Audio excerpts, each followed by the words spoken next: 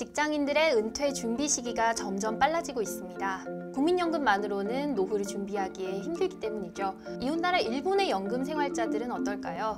일본 이바라키 그리스도교대 신미화 교수님을 모시고 이야기 나눠보겠습니다.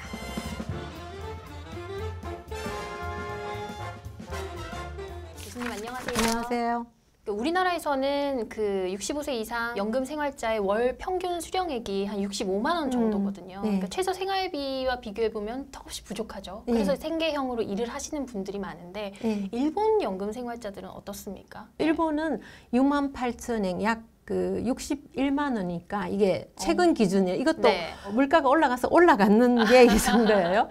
그러다 보니까 그 대신에 이제 일본 같은 경우에는 조금 그 세대별 수급액이 조금씩 다른데, 예를 들면 남편이 회사원이고 부인이 전업주부인 경우에는 제가 평균 계산을 해보니까 23만 엔 정도, 그러면 약 우리 돈으로 환산했을 때 한 207만 원 정도거든요. 부부를 합쳐서요? 네, 부부 합쳐가지고.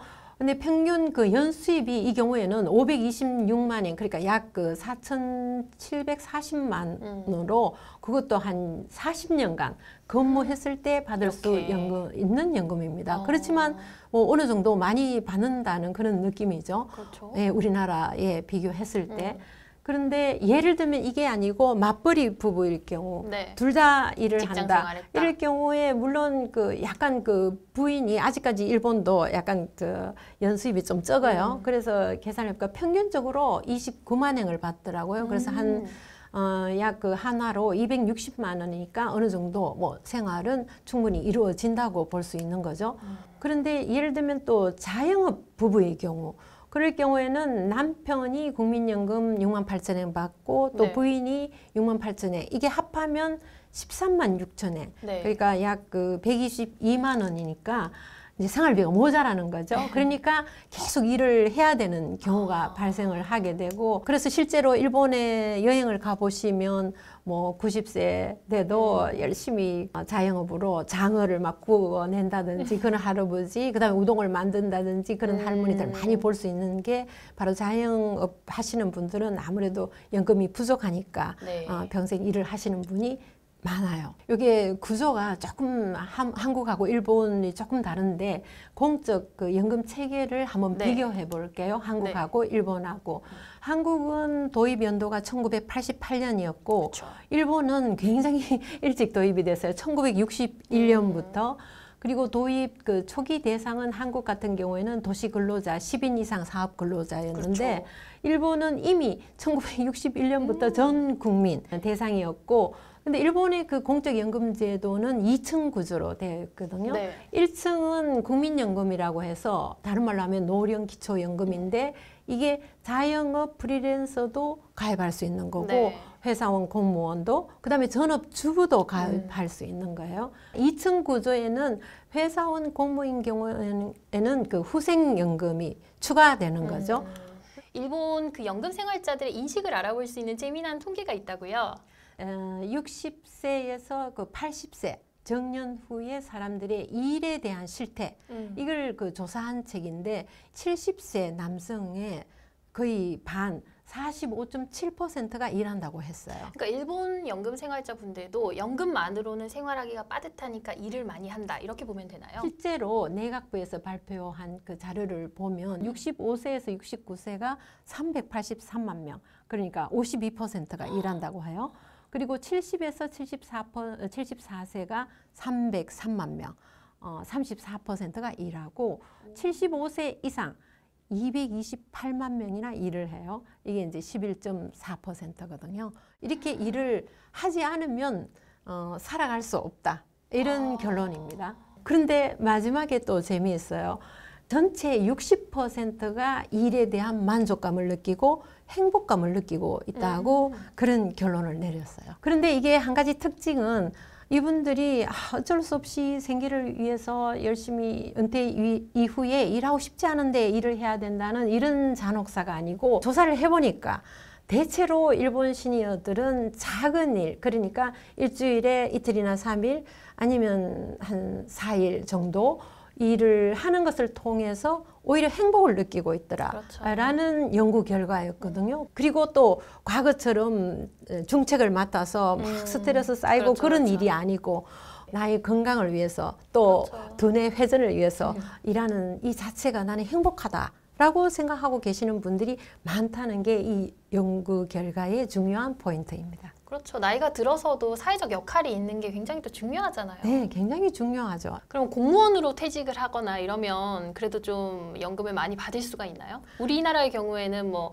군인이나 교사 맞벌이로 하다가 퇴직하시면 그래도 좀 풍족하게 연금을 받을 수는 있거든요. 여기에 좀 다른 게 제가 실제로 한국에 있는 제 친구한테 물어봤어요. 대학 교수 정년 퇴직을 했는데 사학연금이라고 일본도 마찬가지 사학연금이라고 그걸 받는데 월 평균 430만 원을 받는다고 하더라고요. 또 다른 지인이 초등학교 41년간 근무한 사람이 있어요. 이분은 얼마 받느냐고 여쭤보니까 한국 경우입니다. 365만 원 받고 있다고 해서 이분은 이제 공무원 연금이죠. 그러면서 이제 이분이 덧붙여 하는 얘기가 자기 친구 중에 부부가 교사인 경우에는 700만 원 이상 받으니까 2달에 한 번씩 해외 여행 간다는 얘기를 들었거든요. 근데 그 아까도 얘기했듯이 우리나라 그 65세 이상 평균 국민연금 수령액이 65만 원밖에 안 되잖아요. 소득에 대한 그 불평등, 격차가 너무 좀 심하다라는 느낌을 저도 받았거든요. 일본 같은 경우에 아주 다릅니다. 제가 그 지인이 중학교 교장으로 퇴직을 했는데 이분 실제로 얼마 받느냐고 여쭤보니까 22만에 약 198만 원 받는다고 해요. 그러니까 한국의 초등학교 교사보다 훨씬 못한 거잖아요. 그러네요. 그러면 대학 교수는 어떤가 하고 또 조사를 해봤더니 한국 돈으로 225만 원밖에 안 받는 거예요. 그래서 제가 일본 이렇게 차이 나는가 싶어서 제 동료 교수하고 한번 계산을 해봤어요. 제 동료 교수도 그렇고 저도 그렇고 조금 교수 늦게 되었거든요. 한국 돈으로 150만 원도 못 받는 그런 상황이었어요. 대신에 그럼 일본 내부에서만 보면 일반 연금 받으시는 분이랑 그런 특수직역 연금 받으시는 분이랑의 격차도 사실 별로 없겠네요. 없습니다. 또 우리보다 먼저 이제 전국민 연금 제도를 도입하고 그 이후에 여러 차례 개혁을 거치면서 나온 결과라고 봐야 할까요? 2004년 고이즈미 총리가 일본에서 지금 우리가 연금 개혁하면 100년 안심할 수 있다. 이렇게 캐치프레이즈를 걸고 연금 개혁을 했습니다. 근데 그때 이제 개혁한 내용이 3가지 중요한 안건이 있었는데 하나는 연금 수급 개시 연령을 기존 60세에서 65세로 상향 조정하고 이게 저출산 고령화 때문이죠. 두 번째는 연금 보험료율 인상을 무려 18.3%. 그러니까 그 개혁 이전에는 13.58%였는데 우리보다 훨씬 더 높죠. 18.3%. 그리고 세 번째는 연금 급여액을 억제하는 방향으로 그 계획이 진행되었거든요. 앞으로 더 심각한 고령화, 저출산 이런 시대가 오니까 그 문제에 대응하기 위한 조치로서 실시를 했는데 당시로서는 굉장히 그 오랜 회의를 거쳐서 사회적인 그 합의를 이끌어냈기 때문에 이게 성공할 수 있었던 거죠. 그렇군요. 그럼 교수님 마무리 말씀 부탁드립니다. 한국은 세계에서 가장 빠르게 고령화가 진행되고 있는 국가 중에 하나로 연금 재정에 대한 부담도 굉장히 급증하고 있죠. 그래서 국민연금의 그 재정적인 지속 가능성을 위해서는 저는 그 연금제도 개혁이 반드시 성공적으로 이루어져야 한다고 개인적으로 생각을 합니다. 또 한 가지는 아까도 말씀드렸지만 빈부 격차 이상으로 좀 연금 격차를 줄였으면 하는 그런 게 저희의 바람입니다. 아무래도 연금 격차를 좀 줄여가지고 저소득의 고령자들한테 그 혜택이 좀 더 많이 가도록 그런 제도적인 장치를 마련하는 게 급선무라고 봅니다.